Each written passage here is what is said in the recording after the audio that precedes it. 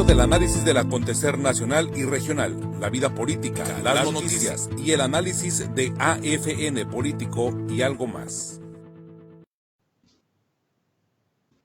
¿Qué tal? Buenos días, qué gusto saludarles hoy. Gracias por acompañarnos a cerrar la semana con esta primera edición de AFN Político y algo más, que es una producción de Agencia Fronteriza de Noticias y de su directora, nuestra compañera y amiga Dorelena Cortés.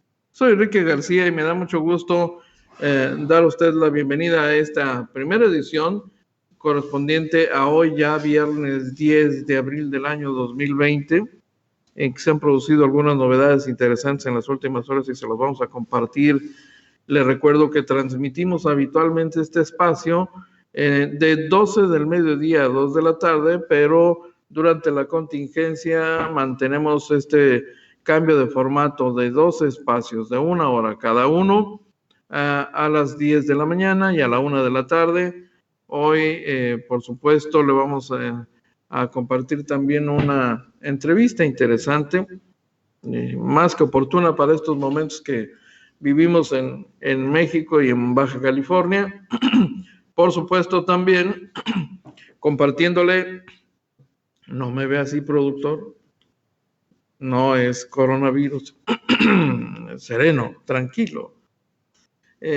Hoy con algunas novedades a nivel nacional, por supuesto, la decisión del presidente de acordar finalmente con los países, con esta organización, la OPEP, la Organización de Países Exportadores, Productores y Exportadores de Petróleo, que son los que establecen verdaderamente el valor de la producción petrolera en el mundo, y después de un toma y daca, finalmente México ha aceptado, ha negociado, ha logrado mantener su posición y hay acuerdo, y a partir de esto, bueno, pues ya se establecen los nuevos criterios, los nuevos precios del barril de petróleo.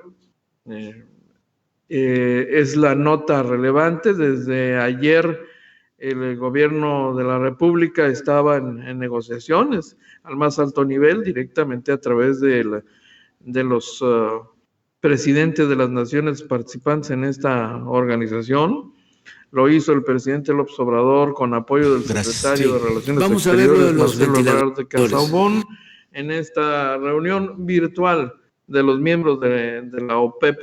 Acordó México, luego de la intervención, dijo López Obrador, luego de la intervención del presidente norteamericano Donald Trump, acordó con la OPEP reducir en 100,000 barriles diarios su producción de petróleo para ayudar a mejorar el precio internacional de este hidrocarburo, y con esto, pues la economía mundial. La OPEP pretendía que nuestro país redujese en 400,000 barriles diarios la producción, lo que habría lastimado la economía nacional. Vamos a escuchar lo que dijo López Obrador sobre esto.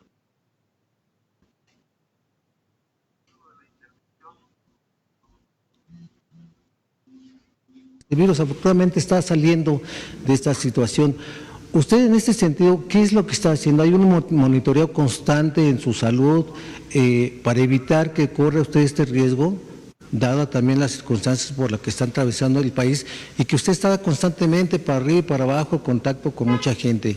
¿Hay constantemente revisiones a su salud, presidente? Porque lo que menos quiere México es que usted pues tenga esta situación que está en peligro. Gracias. Sí, vamos a ver lo de los ventiladores.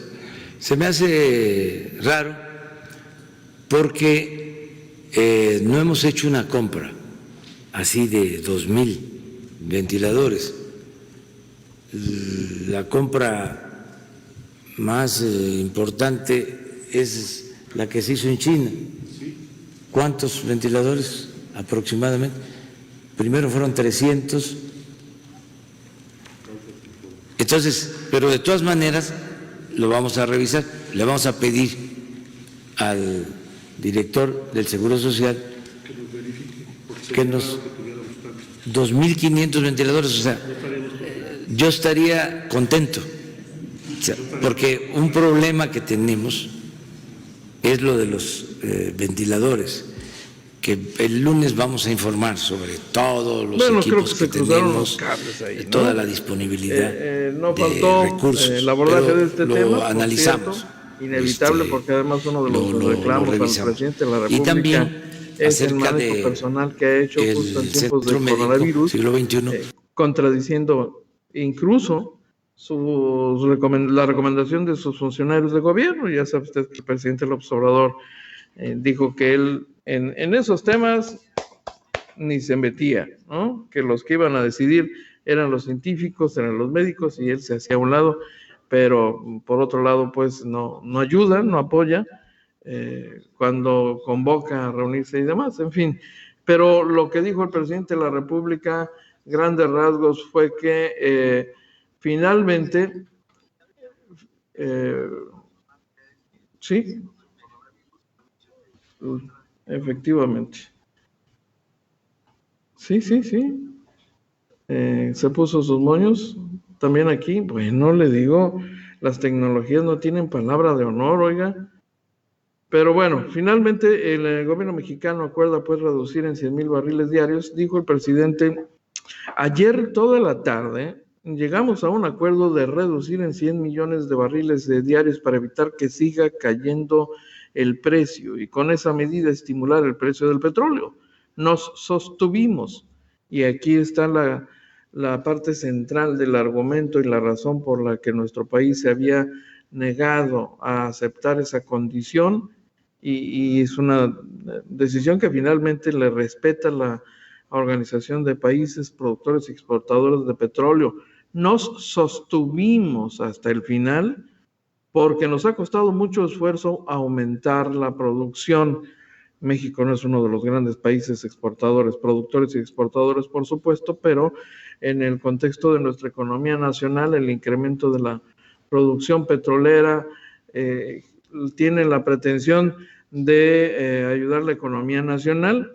El precio del barril de petróleo, como ustedes saben, ha venido cayendo estrepitosamente, afectando todos los mercados, y los países los grandes productores de petróleo no tienen mayor problema porque finalmente sus reservas son enormes y dominan el mercado de los hidrocarburos, pero en nuestro caso, con un presupuesto muy petrolizado que depende en buena medida del ingreso obtenido por el precio del barril, pues era clave aumentar por una parte la producción, y hoy que los países, los grandes productores le pedían justamente reducir en 400,000 barriles la producción, México se sostuvo hasta el final. Las negociaciones llegaron con un preacuerdo entre la mayoría de los miembros de la organización, y el único que estaba, ahora sí que como dice la frase, solo por ti, nomás por ti, México. Y México se sostuvo hasta el final, y el resultado fue justamente que la organización aceptó la condición de México para que hubiese una negociación para finalmente fijar los precios del petróleo y estabilizar el mercado petrolero. 100,000 barriles diarios no es poca cosa, no, aún así en el contexto de nuestro país. Dice la secretaria de Energía, Rosario Nale, que finalmente el resultado, dice ella, el resultado es extraordinario. Conforme avanzó el día, ayer por la tarde, la secretaria propuso recortar la plataforma de producción de México a partir de lo proyectado de 1.9 millones de barriles diarios y no desde su producción actual, que es de 1.75 millones de barriles, lo cual fue inaceptable para el resto de los países productores, y ahí se trenzó la negociación. Otros países, Rusia y Arabia Saudita, lograron el acuerdo. De entrada, Rusia y Arabia decidieron reducir su producción en 2,5 millones de barriles diarios a partes iguales, dice este reporte ya actualizado de las negociaciones entre los países productores y exportadores de petróleo. Oiga, le doy este dato, un dato preocupante sin duda, es una declaración de la Organización Mundial de la Salud. Habla de su temor por un rebrote mortal, así le llama, un textual, le estoy compartiendo esta declaración, un rebrote mortal de COVID-19 si se levanta el confinamiento demasiado rápido. Los países asiáticos y europeos estarían en todo caso en esa posición, en esa posibilidad. No hay que olvidar que ellos ya van prácticamente de salida en esta crisis de la pandemia. Nosotros estamos más o menos a la mitad y a punto de entrar a la parte crítica. Les recuerdo, ayer hubo una declaración, como todos los días por la tarde-noche, del subsecretario de Salud, el señor Hugo López-Gatell, y mientras México se prepara para llegar a esa situación, a ese estado, a esa etapa, la Organización Mundial de la Salud dice que un levantamiento muy rápido en las restricciones de confinamiento impuestas contra la pandemia podría producir un rebote mortal del nuevo coronavirus. Como todo el mundo, la Organización Mundial de la Salud quiere que se levanten las restricciones. Al mismo tiempo, levantar las restricciones demasiado rápido podría producir lo que llama también el reflujo. El reflujo de la pandemia puede ser tan peligroso como su propagación si no se gestiona de forma adecuada, es lo que declaró en Ginebra el director de la OMS, Tedros Adhanom. Estas son las principales acciones emprendidas por la OMS desde la aparición del nuevo coronavirus a fines de diciembre en China hasta la declaración de la pandemia el 11 de marzo. Tras haber sido fuertemente criticada por Estados Unidos, que acusó a la organización de no haber previsto el alcance de la epidemia con suficiente celeridad y de haber escondido su gravedad, la Organización Mundial de la Salud divulgó esta cronología el 9 de abril, 100 días después de que le informaran del primer caso de la enfermedad. El 31 de diciembre, China revela la existencia de un foco de casos de neumonía en Wuhan. El 1 de enero, la OMS activa una célula de gestión de crisis y coloca a la organización en modo de urgencia. El 4 de enero, la organización anuncia en redes sociales la existencia de un foco de neumonía sin muertes todavía, y el 5 publica su primer boletín informativo sobre el virus. El 10 de enero, la organización divulga una guía técnica dirigida a los 194 estados miembros de la organización sobre cómo detectar, hacer pruebas y gestionar potenciales casos. Y en ese momento los datos científicos apuntan a una transmisión de humano a humano nula o limitada. Eso fue el 10 de enero. El 11 de enero, China transmite a la Organización Mundial la secuencia genética del virus. 2 días después, Tailandia anuncia el primer caso importado a su territorio. El 14 de enero, una de las responsables de la gestión de la epidemia reconoce que podía haber una transmisión entre humanos y que existe riesgo de propagación. Basa su observación en los 41 casos confirmados hasta la fecha. El 20 y 21 de enero, expertos de la Organización de China y de la región del Pacífico visitan Wuhan. El 22 de enero constatan la transmisión. El 23, el director de la organización convoca a un comité de emergencia. Para el 28, una delegación de la organización, de la OMS, viaja a China. Acuerdan desplegar sobre el terreno un equipo de científicos internacionales. Y el 30 de enero, el último día de enero, la organización declara que la epidemia del nuevo coronavirus es una emergencia de salud pública de alcance internacional. Del 16 al 24 de febrero, una misión científica con expertos de Estados Unidos, China, Alemania, Japón, Corea del Sur, Nigeria, Rusia, Singapur y Canadá visitan Wuhan. El 24 de febrero, un equipo de expertos de la organización y del Centro Europeo de Prevención y Control de Desastres de Enfermedades viaja a Italia, que se convertiría después de China en el epicentro de la epidemia. Y finalmente, el 11 de marzo, la organización declara la pandemia, pese a que, subraya, el 90% de los casos se hayan registrado únicamente en 4 países. 81 países no habían registrado ningún caso y 57 países habían detectado 10 casos o menos. 3 días después de eso, el gobierno mexicano reconoce, recibe y atiende el primer caso de coronavirus de origen importado, por cierto. Es más o menos la cronología. El tiempo transcurre rapidísimo, pero ya sabe usted cómo es el mundo de los protocolos y las burocracias administrativas. Y mire que la Organización Mundial de la Salud se movilizó con cierta rapidez, reaccionó con cierta rapidez a esa crisis. ¿Cuál es el panorama hoy? Bueno, pues el mundo supera 1,5 millones de casos y las 90,000 muertes por coronavirus. Esas son las cifras de la pandemia al día de hoy. Ascienden a 1.52 millones después de que se registraran más de 90,000 nuevos contagios en las últimas 24 horas. 90,000 contagios en las últimas 24 horas. Los muertos por la enfermedad son 92,798.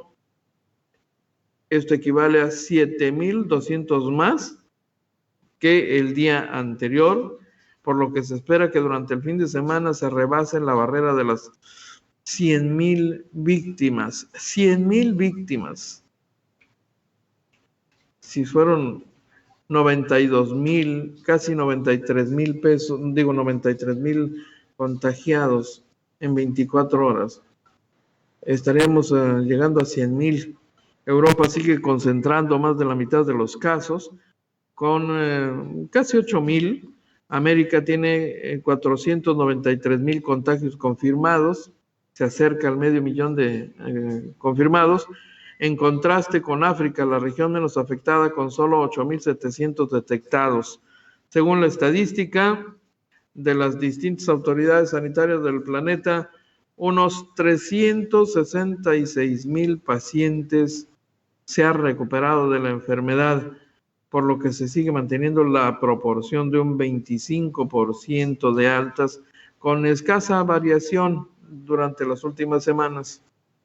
Cerca de 50,000 casos, un 4% del total, se encuentran en situación grave o crítica, por lo que en la gran mayoría de los pacientes, más del 90%, el deterioro de salud que causa es leve o moderado. Con eso es suficiente, mire, para que se produzca una locura. Desde luego los países con menos recursos están reportando crisis en todos los niveles, no solo lo económico. En algunos países como Ecuador, en Perú, hay escenas verdaderamente preocupantes de cómo la pandemia los ha rebasado. Ya le comentábamos hace algunos días el caso de Guayaquil, Ecuador, donde los cuerpos estaban tirados en las calles y había una crisis porque no existía una capacidad institucional para resolver esta tarea, que además es una tarea de altísimo riesgo y de gran importancia para la salud pública, pues recoger y confinar los cadáveres en un sitio seguro, así, ¿no? Como si fueran bultos de basura tirados en la calle, estuvieron cayendo. Mientras en nuestro país, bueno, en la crisis, en la discusión generada, en el debate generado sobre el desempeño de las autoridades, sigue el cuestionamiento, por lo menos en redes sociales y también en medios de comunicación, sobre estos señalamientos, en el sentido de que el gobierno pretendería ocultar la realidad que estamos viviendo en el país, registrando como neumonías atípicas casos de coronavirus. Hay un sector de la población que demanda, que exige una respuesta clara sobre este tema, y el sector privado mantiene su postura muy crítica, por cierto, bastante crítica. El Consejo Coordinador Empresarial advierte que la crisis que se vive es la más grave de la historia reciente de nuestro país. Ni la división, ni la descalificación infundada, ni la confrontación ayudan en un momento tan delicado, declara a través de su presidente el Consejo Coordinador Empresarial, que sigue en diálogo con grupos parlamentarios porque pretende concretar con ellos un acuerdo ante la crisis derivada del COVID-19. Lo cierto es que el mazazo que asestó el presidente de la República hace un par de días tiene, claro, efectos severos en la imagen de las cúpulas empresariales, cuando dice a los empresarios, bien, ¿qué les parece si entonces empezamos por que me paguen y tú, presidente del Consejo Coordinador Empresarial, me ayudes a cobrar a 15 empresas, grandes empresas, estas de las que forman parte del conglomerado que hoy nos critican y nos cuestionan? ¿Qué te parece si nos ayudas a cobrarle lo que nos debe de impuestos, incluyendo los recargos y todos estos elementos? Nos deben 50,000, nos deben a los mexicanos 50,000 millones de pesos. Con ese dinero se pueden comprar muchos equipos y se pueden lograr importantes mejoras en el combate al coronavirus. Luego de la negativa del gobierno federal de apoyar al sector productivo formal con los elementos que pedían, no eran recomendaciones, eran demandas de los estímulos fiscales, finalmente el Consejo Coordinador decidió iniciar pláticas con los diferentes grupos parlamentarios para intercambiar reflexiones y alternativas, dijo, que permitan buscar soluciones a esta crisis. Queremos impulsar un acuerdo nacional por la defensa de los salarios y los empleos en beneficio de México. El martes se habló con más de 4,000 organizaciones del sector productivo nacional y ese mismo día por la noche, y el miércoles se convocó a los sindicatos del país y hoy a los partidos políticos. Ese es el panorama por lo que respecta a la posición del sector empresarial. Sí, claro, por supuesto, desde luego, ya hay, claro que hay. Y vamos a saludar ahorita a los amigos que nos sintonizan en la transmisión de Facebook. Esperemos que estén bien resguardados porque, bueno, no solo resguardados de coronavirus, sino de esta tormenta que no cesa en su empeño por echarnos a perder la noche, además de una noche pasada por agua y bajas temperaturas. Ya tenemos una semana en ese estado, por supuesto que sí. Yo espero que estén ustedes en mejores condiciones que algunas de las familias de la zona este de Tijuana que ya acusan los efectos de la intermitente lluvia. No tenemos más reporte, ¿verdad?, de derrumbes todavía. Sí. Muy bien, nos están actualizando la información sobre este particular, el último incidente que se presentó, le recuerdo, se registró en la colonia Divina Providencia, un desgajamiento parcial y leve, pues, de un cerro en la Divina Providencia que alcanzó a afectar parcialmente una vivienda, pero nada de gravedad, no puso en peligro la vida de nadie. La lluvia, sin embargo, sí ha generado mayores afectaciones para la ciudad, aunque el efecto de estas afectaciones no es tan severo, considerando que muchísima gente está resguardada en casa, respetando la cuarentena. Algunos todavía se atreven a salir y hacer fiestas, Yo debo decirle, porque tenemos los datos concretos de muchísimos casos, de familias que pues han decidido disfrutar la cuarentena y convertirla en vacaciones extraordinarias. Jesús Cueva Pelayo nos acompaña, hombre, qué gusto, de veras, maestro de Instituto Tecnológico de Tijuana, un historiador, un emocionado, apasionado de la historia de esta ciudad. Qué gusto nos da. Además, este hombre tiene unos archivos increíbles, Jesús Cueva Pelayo, y es uno de los hombres más documentados sobre la historia del periodismo en Tijuana, por supuesto en Baja California, pero particularmente en Tijuana. Una importante contribución ha hecho Cueva Pelayo, sin duda. Ramón Castorena, qué gusto, gracias por acompañarnos en esta transmisión. Gustavo Alfonso Jiménez Pensado, muchísimas gracias. Buen día. El licenciado Obed Silva Sánchez, exsecretario general del Ayuntamiento. Marco Antonio Cobian Espíndola. Buenos días. En Tijuana, dice, en mi casita ya. Marco Antonio Cobian, esperemos que a buen recaudo, sí, por supuesto. La cuarentena es lo de hoy. Luis Vargas, 100,000 barriles, 100,000 barriles, no 100,000 millones de barriles. Sí, por supuesto, 100,000 barriles. Dije 100,000 millones, mi estimado Luis Vargas. El don Luis Vargas, si mal no recuerdo, nos acompaña desde Mexicali. Y cuando suban los precios de la gasolina, ¿a quién le echarán la culpa? ¿A AMLO? Un efecto, una consecuencia será el aumento del precio de la gasolina. Sí, claro que sí. John Espinosa nos acompaña también. María del Socorro Monforte, buenos y lluviosos días. Ay, sí, buenos y lluviosos, muy lluviosos, pero buenos para adelante, dice. Feliz día, dice John Espinosa. La doctora Ángeles Salazar, el ángel de nuestra salud en la Agencia Fronteriza de Noticias, qué gusto. El maestro Salvador Cortés, pues obligadamente encerradito, ¿no? En casa, cuidando a la familia además. John Espinosa, los comunicólogos no son o causan pánico, solo comunican los datos que les da el gobierno, aunque el pueblo tiene otros datos, dijera Andrés Manuel López Obrador. Pues sí, el presidente tiene otros datos. Y si no, que le pregunten a su secretario de Hacienda, ¿no? Al señor Herrera, que por cierto se mantiene aún en el cargo, no por mucho tiempo, sin embargo, yo debo decir, ¿no? El secretario de Hacienda estaría en el proceso de presentar su renuncia según las versiones que han empezado a correr.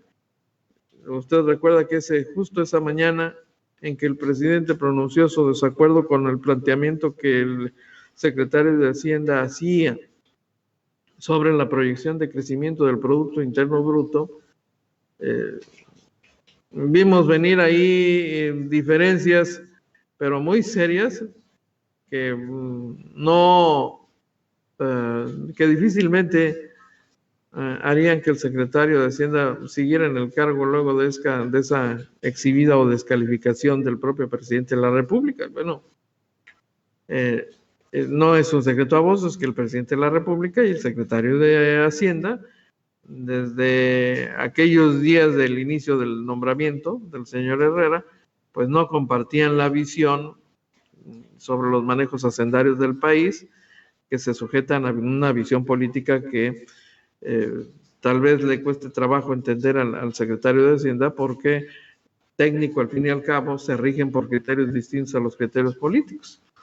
Oiga, en Baja California, bueno, sigue el crecimiento de la pandemia, nos preparamos para entrar a la etapa complicada, pero también estamos a punto de entrar al momento de la pausa comercial, así que vamos a pausa comercial y regresamos con más información, porque vaya que hay más información. El tema del contagio de médicos del sector salud es increíble, ha crecido enormemente y ha metido en dolores de cabeza al Instituto Mexicano del Seguro Social. De eso le vamos a platicar al regreso de la pausa.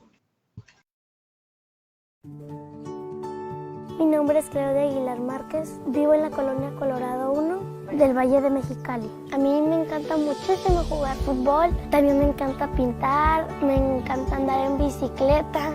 Yo de grande quisiera ser policía. Yo antes vivía en la casa de abajo, no me gustaba mucho porque cada vez que llovía siempre se iba el agua para abajo y se llenaba. Pues mi casa antes era así de tablas que habíamos juntado de la basura, pues. Y cuando llovía había muchas goteras. Y ya tocó un día de que nos enteramos de que iba a venir el señor gobernador aquí a mi comunidad, y una de mis hijas pues se animó a pedirle al señor gobernador que ella pues quería una casa. Por eso le pedí al gobernador que me trajera esta casa. Necesito los datos para ver lo de una casa para ellos. Yo creí en la palabra del gobernador. Me alegré mucho cuando dijeron que el miércoles iban a traer la casa.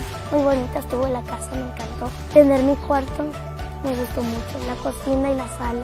que sí, bendito Dios, Él cumplió su palabra, lo que dijo de traer la casa. Y yo le quisiera decir al gobernador que muchísimas gracias por lo que me ha dado.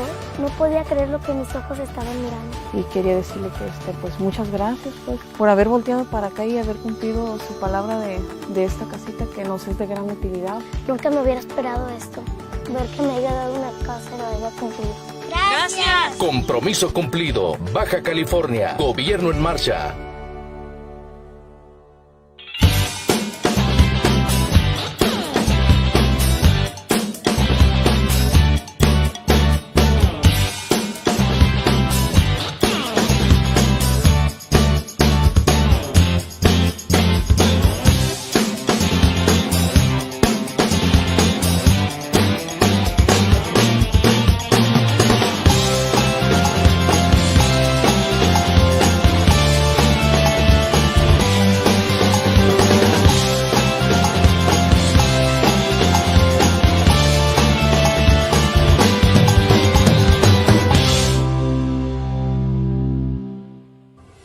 Son tiempos de unidad, de demostrar de qué estamos hechos como mexicanos.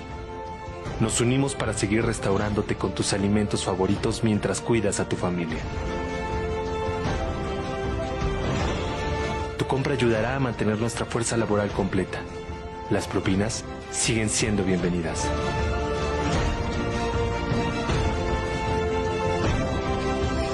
Quédate en casa.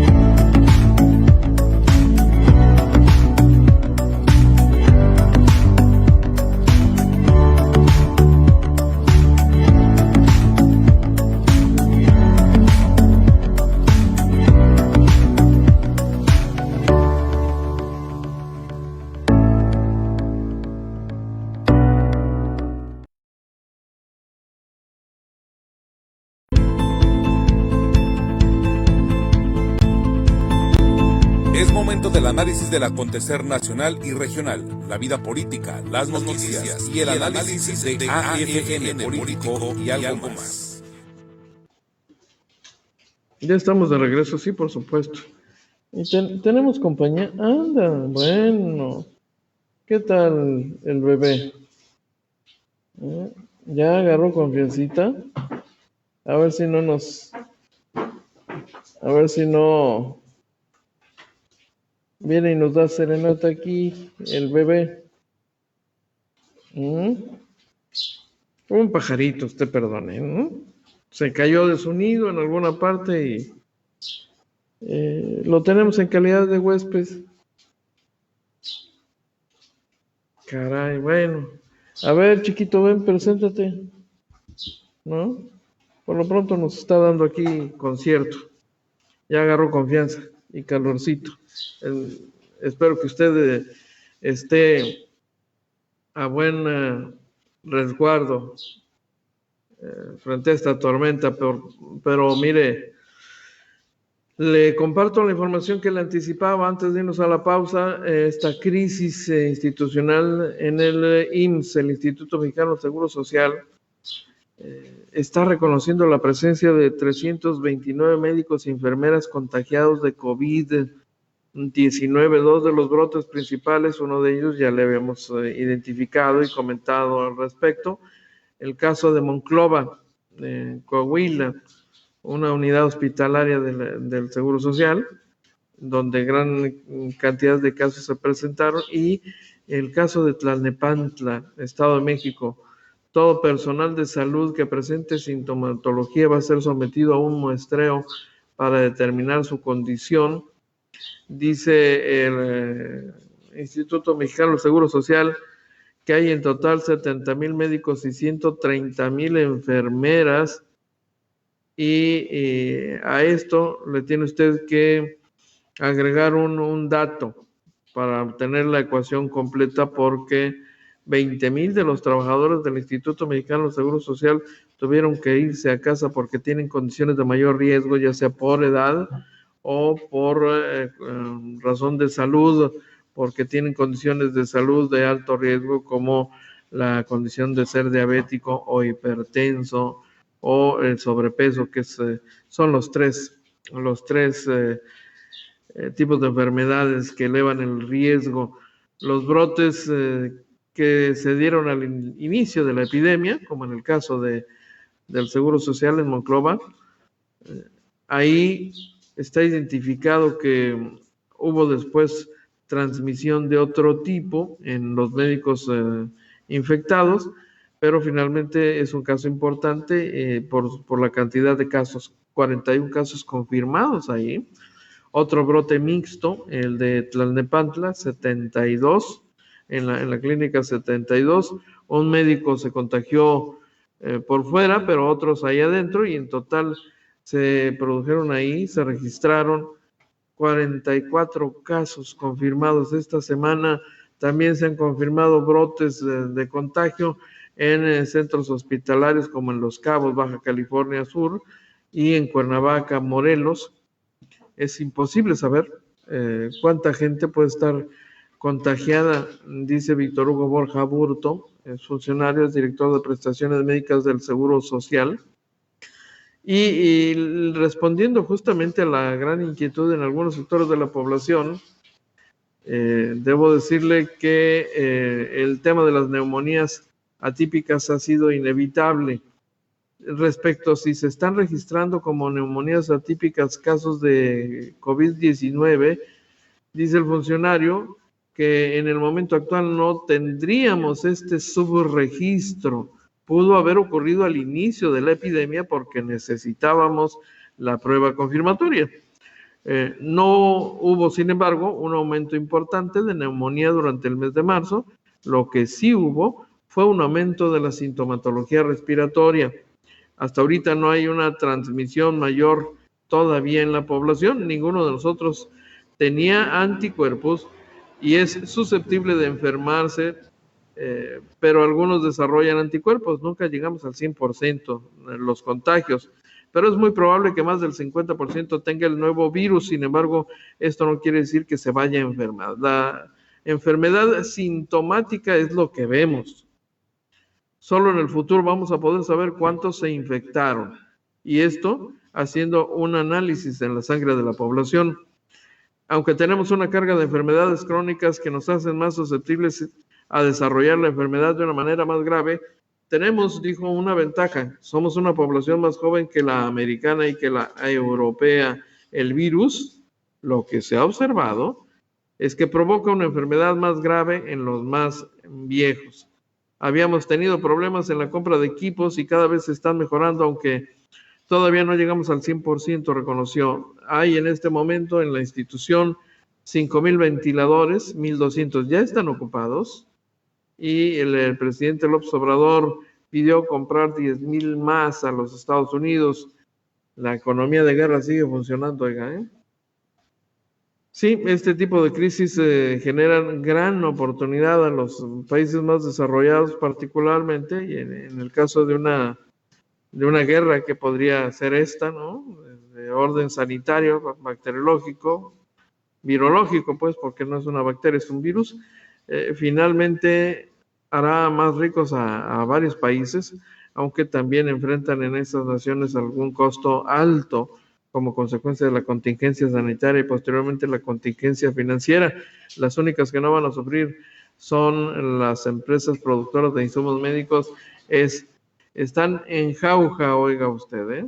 Están verdaderamente en jauja, generando buen dinero, por cierto. Mire, ¿qué pasa mientras tanto en Baja California?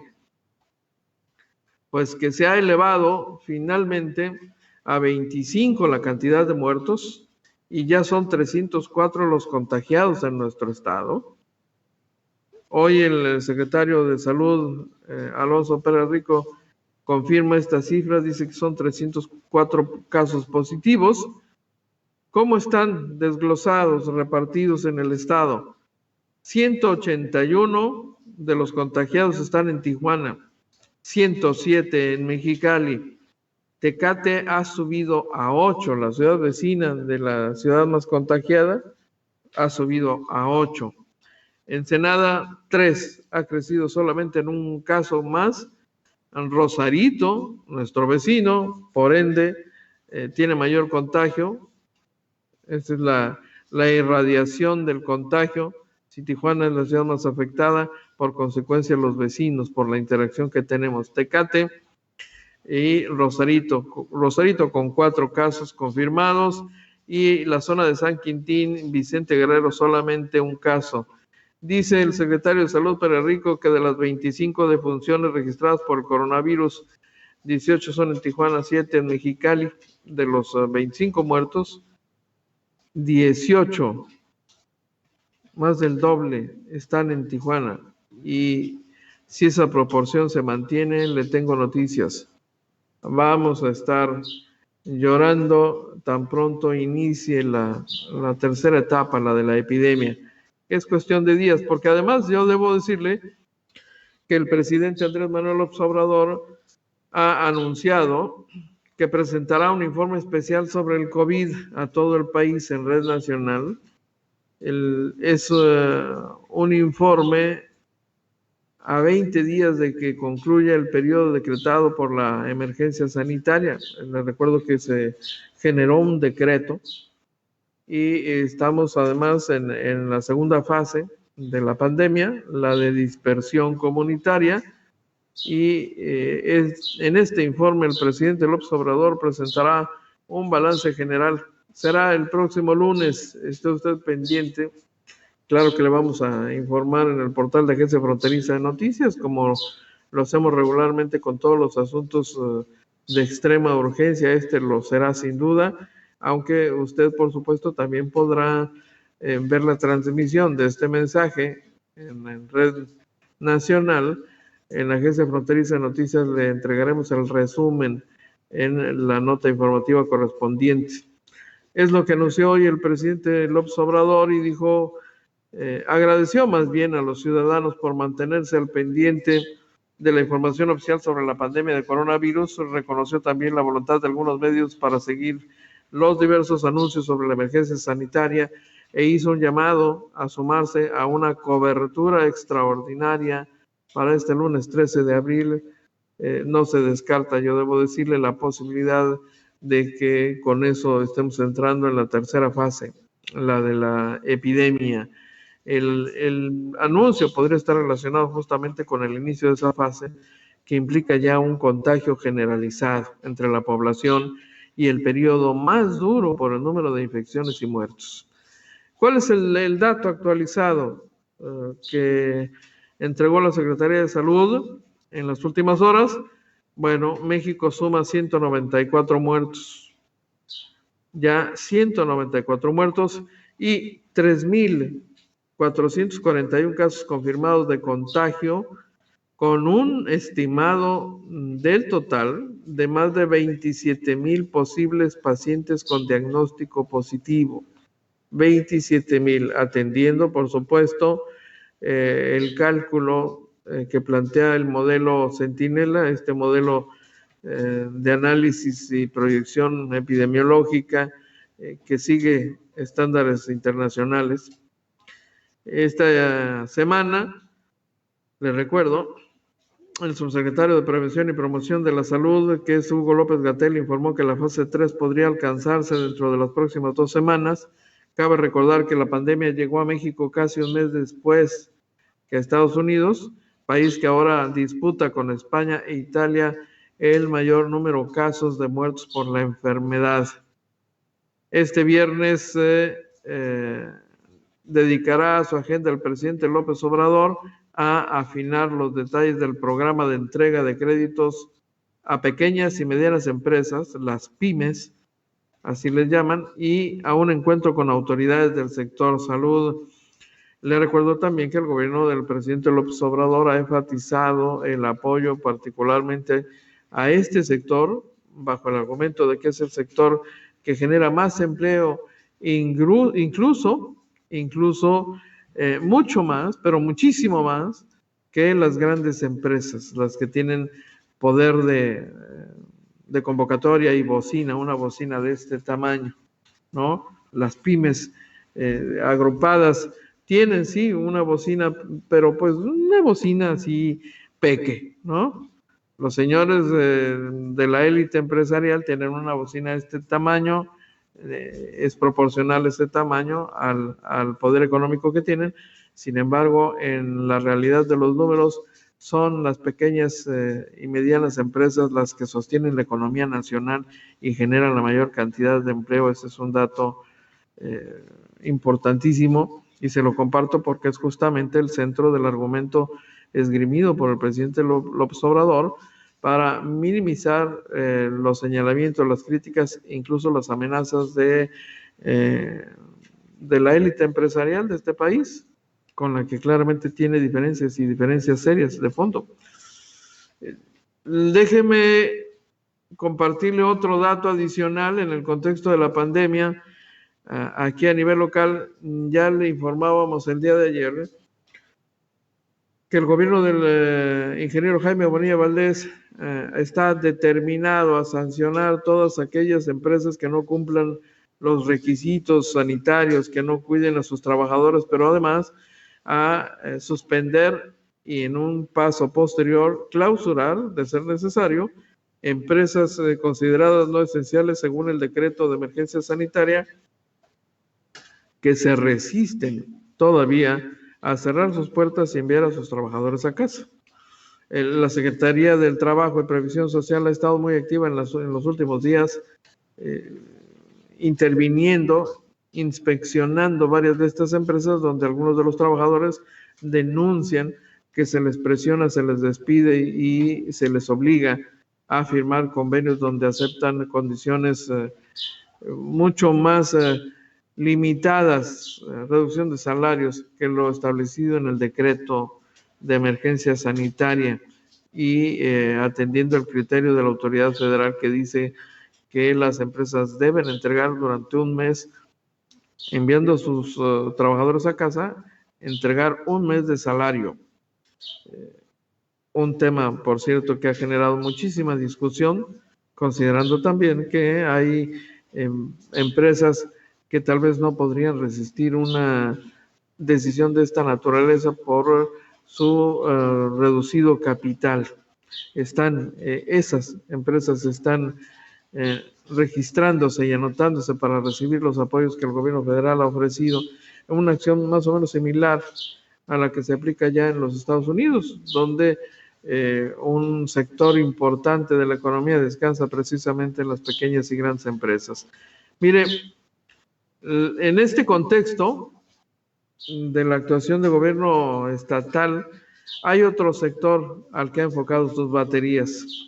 Es el sector de los llamados sitios de Internet, las redes sociales, desde donde se promueven contenidos que, en opinión de la autoridad, generan pánico, contribuyen a desinformar y en algunos de los casos, francamente y de forma dolosa, a desinformar con toda la intención, con toda la mala intención. Y en este mismo contexto se ha enfocado a ciertos grupos de personas que tienen blogs, que utilizan redes sociales a través de las cuales promueven la entrega de donativos supuestamente para apoyar a la comunidad médica que ya está atendiendo a los enfermos de COVID. La Secretaría de Salud, a través de su departamento jurídico, hizo una ampliación de su denuncia penal que ya presentó finalmente. Adivine usted contra quién. Víctor Lagunas Peñalosa y 12 personas más que aparecen como responsables de una campaña de recolección de dinero en efectivo, bajo el argumento de que es para apoyar al Hospital General de la ciudad, como consta en documentos obtenidos por la Secretaría de Salud y que ha presentado para ampliar la denuncia penal. Sí, ha decidido proceder por la vía penal. Víctor Lagunas Peñalosa es hijo de la exdiputada Alfa Peñalosa, la exdiputada panista Alfa Peñalosa, y el exdirigente del PAN en Tijuana, Víctor Lagunas. Víctor Lagunas Peñalosa, hijo de ambos, fue, le recuerdo, un ministro sin cartera en el gobierno municipal de esta ciudad durante la administración anterior, encabezada por el panista Juan Manuel Gastelum Buenrostro, durante la administración del panista Juan Manuel Gastelum Buenrostro. Está pendiente contra don Víctor Lagunas Peñalosa una investigación en manos de Sindicatura, una investigación sobre probables irregularidades cometidas al amparo de la influencia que tenía no solamente ante el alcalde Juan Manuel Gastelum Buenrostro, sino ante el hijo del alcalde, el Patitas le llamaban, usted recordará, es un asunto que le hemos compartido muy detalladamente aquí en el portal de Agencia Fronteriza de Noticias y que se ha documentado, que han documentado las autoridades municipales entrantes. Son estas 4 contrataciones, 4 contratos millonarios sobre los que centraron una investigación en la que sospechan, lo dijeron incluso antes de tomar posesión, malos manejos. Y esto es un expediente que está todavía por resolverse. Bueno, es ese hombre, Víctor Lagunas, es un hombre joven. Víctor Lagunas Peñalosa es la persona señalada y la persona contra la que se ha enderezado la denuncia. El abogado Julio Omega Rodríguez Robles, en su calidad de apoderado legal del Instituto de Servicios de Salud Pública del Estado, procedió a presentar la ampliación de la denuncia y en esta aparecen además mencionados Evelyn Rosas, Carolina Rodríguez, Alexia Quesada, Isabela Velasco, Mariana Aguaje, Mariana Aceves, Rocío López, Daniela Sandoval, Mariana Amezcua, Darín Caseamanduras, Adriana Valdés y Karen González. Dice el abogado que al ingresar a la red social de Facebook buscando el perfil de Evelyn Rosas previamente señalada en la denuncia presentada ayer, detectó que ella hace publicidad a la recaudación de fondos para supuestamente ayudar al Hospital General, observando también que Evelyn pertenece a un grupo denominado Unidos por Tijuana y que dentro del mismo grupo se aprecia un organigrama de 8 personas que son las mencionadas. Rodríguez Robles advierte que todos los anteriores manifiestan abierta y públicamente que pertenecen a este grupo de estafadores. Así los señala el abogado. En la ampliación de la denuncia, para luego agregar que con engaños públicos buscan que la ciudadanía de buena fe les haga entrega de dinero abusando del miedo y zozobra ante la contingencia internacional por COVID, comenzando desde la cantidad de 50 hasta 5,000 pesos, 50 pesos hasta 5,000 y llevando recaudado hasta el día de hoy la cantidad de 182,432 pesos moneda nacional. A la ampliación, lo que le acabo de compartir es textual en el documento de ampliación de la denuncia penal. A la ampliación le anexaron 10 impresiones fotográficas de este grupo, junto con datos de todos y cada uno de los señalados, acompañado, sigue diciendo de manera textual, de su respectivo cargo dentro del organigrama fraudulento, así como de la mecánica que utilizan estos estafadores para hacerse de donativos de dinero vía electrónica, lo que se relaciona con todos y cada uno de los hechos que dieron origen a la presente carpeta de investigación. Se pide se giren las diligencias correspondientes a efecto de comenzar con la investigación inicial y que se judicialice el presente asunto a efecto de vincular a proceso a los imputados ya señalados. Lo dicho, van con todo, duro y a la cabeza. Y le habíamos hablado de este tema, sí, hace algunos días, específicamente de este tema, justamente porque el director del hospital general, que es en el contexto de la actual pandemia, el hospital COVID, es decir, el hospital designado para la atención de pacientes COVID, este director, en un enlace con este espacio, señaló muy claramente que desautorizaba por completo esa campaña de recaudación de fondos porque se hacía sin conocimiento de la autoridad, por lo menos sin coordinación ni notificación previa con la dirección del Hospital General, que sería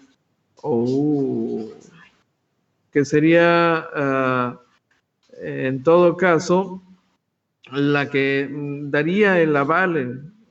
El director del hospital reconoció, además le recuerdo aquí en esta entrevista que sostuvimos vía telefónica, reconoció las aportaciones de muchos particulares agrupados o de manera individual que estaban entregando caretas, cubrebocas, etcétera, en apoyo a la comunidad médica de la institución. Sin embargo, desautorizaba por completo cualquier campaña recaudatoria de fondos. Ya lo creo que sí. Ay, caray. Bueno, esto es de último minuto. El secretario de Comunicaciones y Transportes, Javier Jiménez Espriu, está informando que anoche falleció a causa del COVID-19 el ingeniero Martín Sánchez, subdirector de comunicaciones del Centro SCT de Baja California. Mis condolencias. El ingeniero Martín Sánchez ha fallecido en Baja California, subdirector de comunicaciones del Centro SCT de Baja California. Me parece recordar, según un dato que acabo de ver, que este hombre se hallaba asignado a Ensenada o algo por el estilo. Bueno, anoche lo llevó su hijo a un hospital particular y unos minutos después falleció. Tenía 59 años. 59 años. Caray. Oiga, muchísimas gracias por acompañarnos. Ya casi nos retiramos, pero no quiero hacerlo sin agradecer la compañía del ingeniero Francisco Pedrote Malfabón, que nos saluda desde Mexicali. Feliz fin de semana, por supuesto, ingeniero. José Enrique Coronel, muchísimas gracias. Buenos días. Qué país tan dividido. Estamos en una contingencia por la pandemia y le pega en la economía a nivel mundial. Y mientras tanto, como siempre, en medio de una crisis, no somos capaces de ponernos de acuerdo. Fuera máscaras, políticos y pueblo interesado. Bueno, ahí el comentario de Enrique Coronel. Gracias por acompañarnos en esta edición. Ya llegó la hora de despedirnos. A ver, bebé, ven acá. Hasta allá el concierto, pues muy bonito, pero no. Ni modo que diga que le pareció ver un lindo gatito, porque no hay gatitos, pero bueno, tenemos concierto gratuito. Cortesía de La Tormenta, que no cesa en su empeño. Yo espero que tome usted las precauciones. Nos vemos en punto de la 1 de la tarde para la segunda edición de AFN Político y algo más. Son ustedes muy gentiles. Buen provecho. Nos vemos más tarde.